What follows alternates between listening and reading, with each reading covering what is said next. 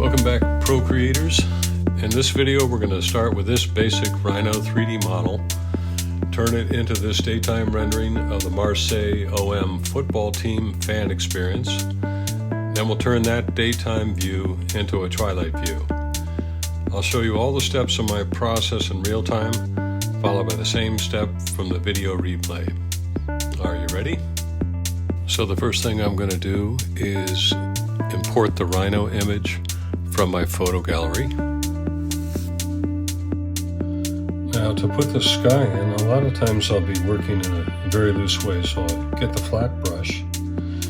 I'll come over here and I'll just pick a typical sky blue. I can adjust all of this later.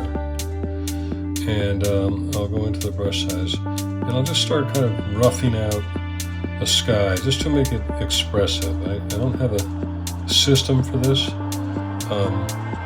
It's really just kind of a feeling that you get from all those years of watercoloring that I did. You just kind of go with the accidents that are going to give it character.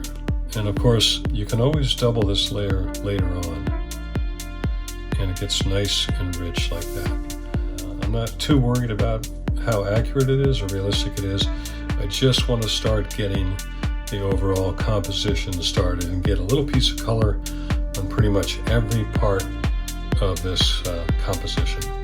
Now I'm going to start blocking out the colors with a flat brush. Now I'm going to work fast, so as I block out colors, if I go over the lines, I'm just going to go back in with the flat brush in the eraser and just kind of clean it up as I go. This is a way of keeping it very sketchy, but also simplifying the number of layers you need.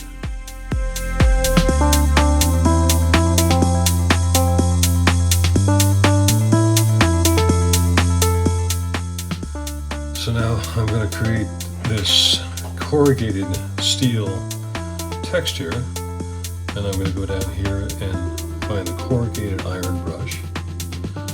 I've got my purple color, and I'm going to test it, and I realize that's too big, because these corrugations are going to have to go on this container right back here. So I just play around with this until I get the right size, and then I start laying it over like this. And now this is back further, so it's going to need to be smaller.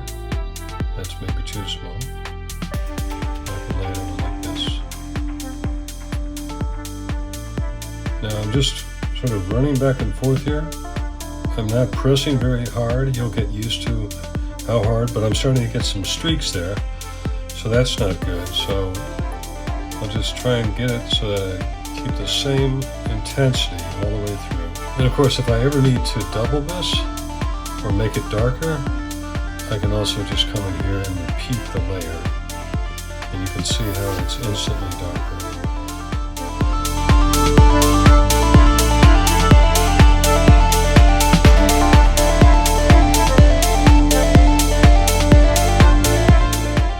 Now the same goes for the texture on the ground. In this case, what I've done is my first layer was again a flat brush wash of this tan color, and none of it's very obviously not detailed, and I go right up to the lines of things. I know none of that will matter later on. And then what I do, I call this the grunge layer, is I like to come in and with the Turpentine Brush, actually they changed this somewhat, and you can see the texture on this. So if I select a color similar to that, I'll put some new in here. I'll use the Turpentine Brush, and I'll just tap like this. And I've found this to be a very effective way, especially if you lighten the opacity first, to literally kind of tap texture onto the ground plane, which kind of anchors the ground plane. So you can see I'm barely tapping it, and then against white, here's what that looks like. I'm not tapping the sides of the pencil, I'm tapping straight down. Somehow it allows me to control it better. And it really means nothing as a texture. but it just starts to create interest and depth in what is otherwise a very flat place.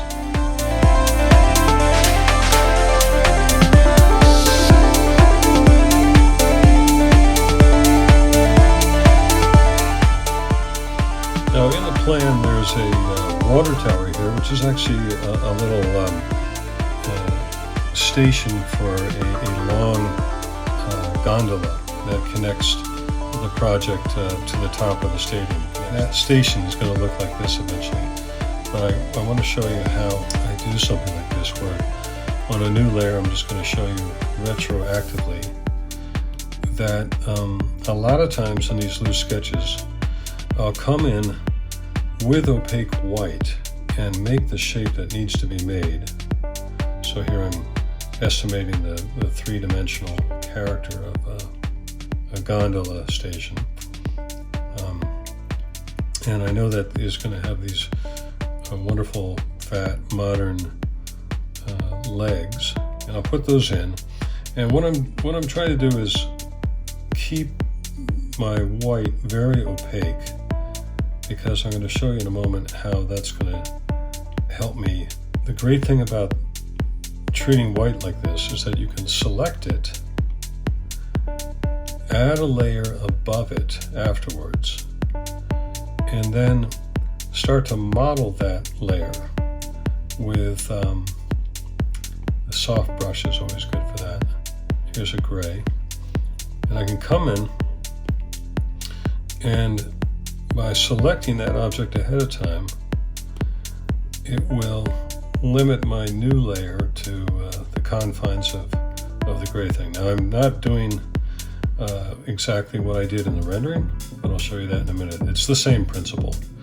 So it's a way of quickly building on what you already have without going outside of it. So here's the glass on the upper gondola. Now let's look at what I actually did. I'll turn these two layers off and I'll show you back here. This was the first layer of white, and it included some of the forms for people and the thin wires going up to the ski lift. And then I selected that and darkened that, and then I began to add character as another layer over the top of that. So you can see that this basically, it didn't go all the way, but it basically is a three-layer construct. And it all begins with this opaque white, which gives me the flexibility and the versatility to change that all the way until the end of the drawing.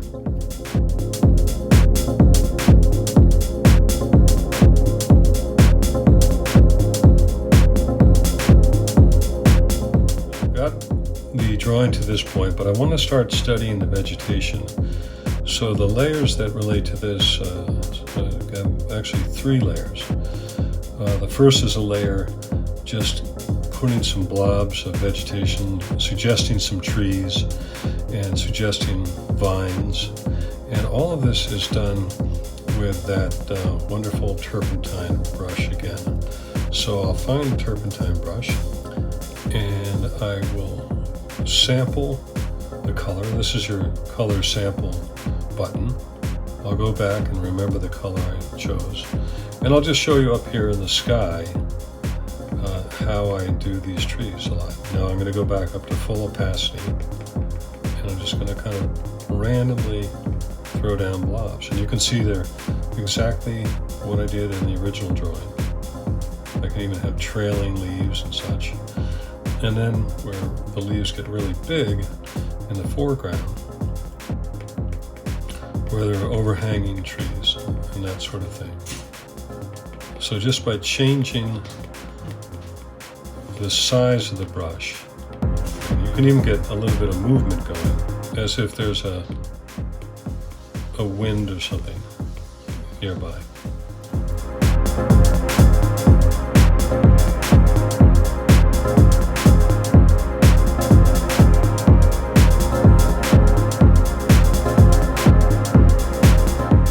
Once the vegetation is done, the next thing you can see here that it is kind of flat. I've got it cut off so so that it has the right relationship to the containers. But with vegetation, there are always overhanging leaves and overhanging branches. So I like to use shadows to really make these things pop. And of course, when you've got the sun coming down at a high angle, your shadow is always, it's going to have the shape of the vegetation, but it's always going to be long. And so to do this, I've been using the Turpentine Brush. I'll use that again. And there are actually a couple of ways to do this, but I'll make a new layer on top of that. So I'll go find this purple color, and I've got the Turpentine Brush selected. Now I'm going to apply the turpentine spots that we talked about. And then all I'm going to do is distort this in a free-form way. So I'll turn this previous shadow off that I did, and then you can see how this new one can be modified. And then when I've got it where I want it, I can just come back in quickly, use this soft brush, and boom, I've got a shadow. And you can imagine I won't take the time to do this right, but you can imagine if you apply this to each of the shadows projected by this wall of vegetation, it starts to really get that effect. So we'll shrink it out and see that. But again, that's how I did it. And back here are the actual streaks that I put in, the shadow streaks. And then on top of that, I'm also putting in shadows for the trees. Again, they need to appear to be going off in perspective towards the vanishing point. And again, I'm using that turpentine brush to create the effect of leaves and small bits of light in between the leaves.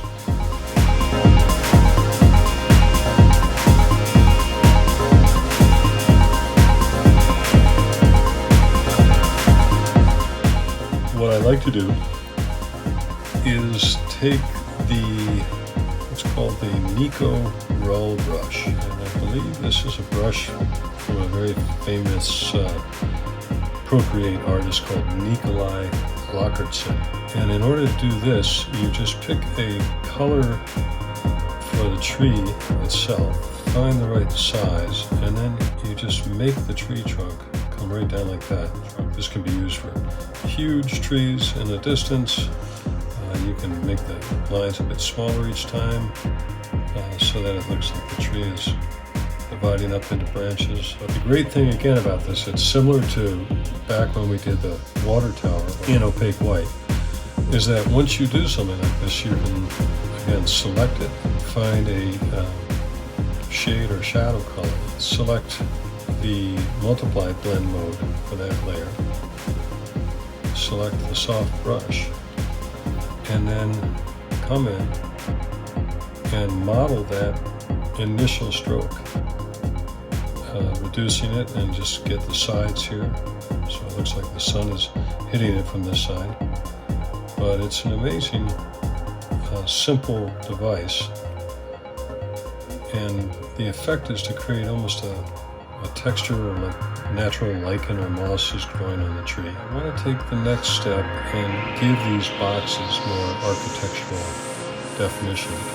So added again opaque white, and added in a very kind of irregular way, but a way that suggests a modern approach to how you embellish these shipping containers. And what's really kind of fun about this is that, again, this is something very easy to do by using the Perspective Assist tool.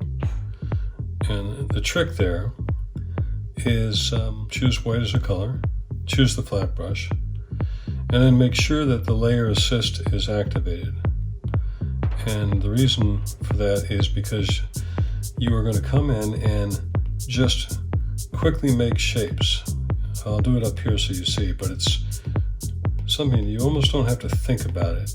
You just let the pencil and perspective assist work together, and they are going to create, depending on what size you pick, they're going to create a convincing sense of windows.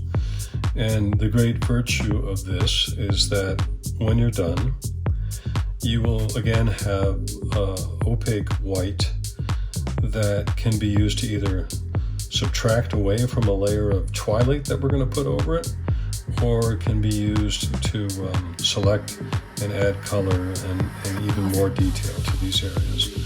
So it's a great tool. Again, it's the opaque white with a flat brush and using perspective drawing assist at the same time.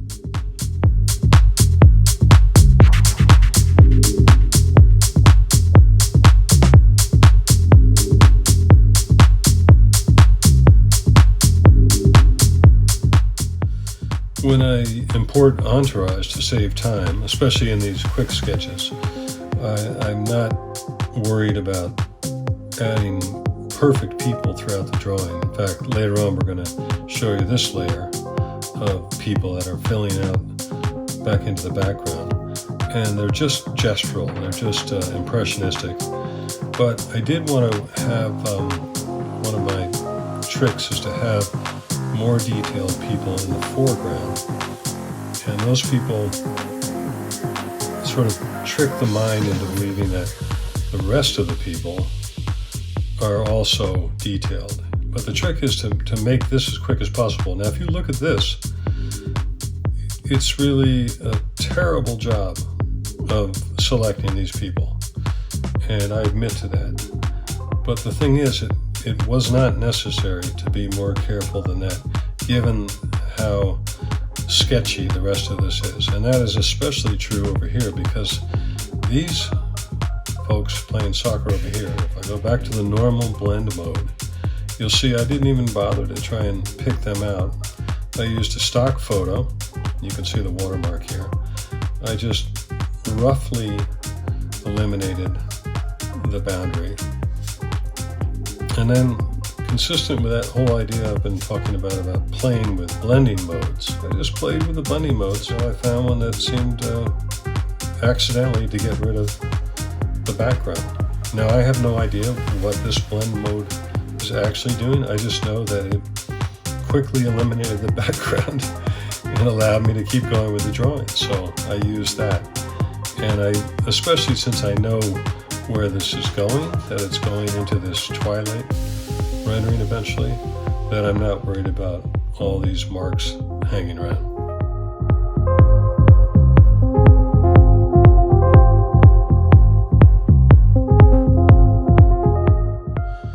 And again, the great thing about this whole strategy of using opaque white with a flat brush to roughly indicate a shape, this whole strategy comes back and helps you when you're filling out the picture with people.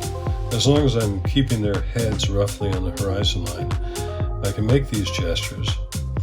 They're obviously very crude, but I can select them and then add a layer on top, and I've done just that here. And then using the soft brush or the flat brush, and on this layer above, add color within the confines of the original white shapes. And it's especially effective if I'm adding a flesh tone color. There's something about the flesh tone that really draws people in. I want to show a diversity of people here. So if you can make it so that just the suggestion of faces and perhaps legs is in the flesh tone, then you'll be amazed at what that does, how that fools the eye into thinking that they're seeing a complete person. As you can see, just those hints of color, especially the human flesh, really warms things up and really engages the viewer.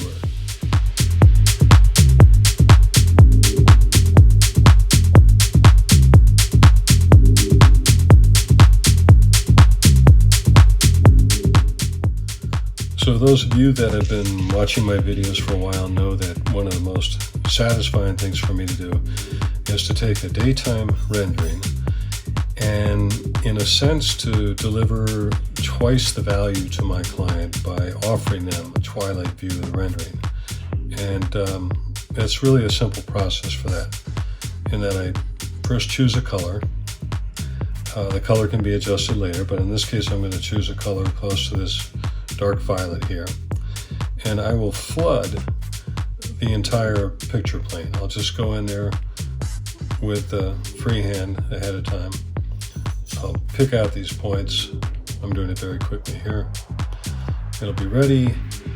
I'll take the color, and whatever that color is, I'll just flood the picture plane. The next step, once that's flooded, is to begin erasing out the various details that I want to be more prominent. So if I look at this layer, this Night 2 layer, or my Twilight layer, if I isolate that by itself, you can see what I've erased out. And in this case, I've gone through the layers. When it came to the windows, I actually selected the window layer and subtracted it from this Twilight violet gray. So that has a little more definition than the other subtractions. The same is true for the overhanging tree. The key thing is to choose the things like here, wash or erase just enough of the nighttime out of it to make these things glow, and you can see it and follow along in the rendering and see how it brings different parts of the drawing alive.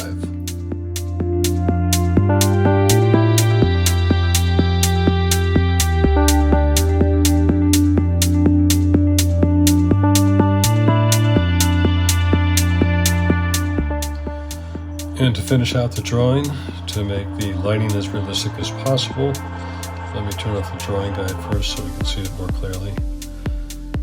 This truly is, if I'm not repeating myself, my favorite part of the drawing, where I start to add lights. And so I'm going to add what I call festoon lights. Those are the hanging lights that you see over outdoor cafes in Europe and America. And the way that I do that is I use what I call my lower third of my palette, my lighting brushes. And I'll use the Glimmer brush, and I'll use white, and I'll do it up here again. I'll set the size of the glimmer, and I'll just throw that in. Now if I'm closer, the closer lights are obviously bigger. You can see that there. And the lights that are further away, they go way down here. I just add further away. In addition to glimmer lights, the other amazing final effect is to throw in what's called flare lights. And this is something that Procreate and Photoshop before it have just taken from the actual phenomena that occurs when you take a photograph of lights at night. The brush I use is called the flare brush. And again, with white, you can see it's taking this shape, and you just add flares. If you're way back, you make them small. If you're close, you make them bigger. But it's just such a beautiful tool. In fact, if anything, you have to be careful not to overuse it, but it certainly adds a whole layer of verisimilitude to the drawing. And likewise with little details like this. So here you see I've taken a freehand brush, like a technical pen or something, and I've just added these lines up here. A couple of ways you can do this. Here's the technical pen. You can also, in the newest versions of Procreate, you can pull this and hold a curve, and it will actually make a perfect curve for you. Now, I think this might have been a version of software or a version of Procreate that I used before that was possible, but that shows you how I could have made that absolutely lifelike, perfect catenary curve. And there you have the final details to a realistic lighting effect.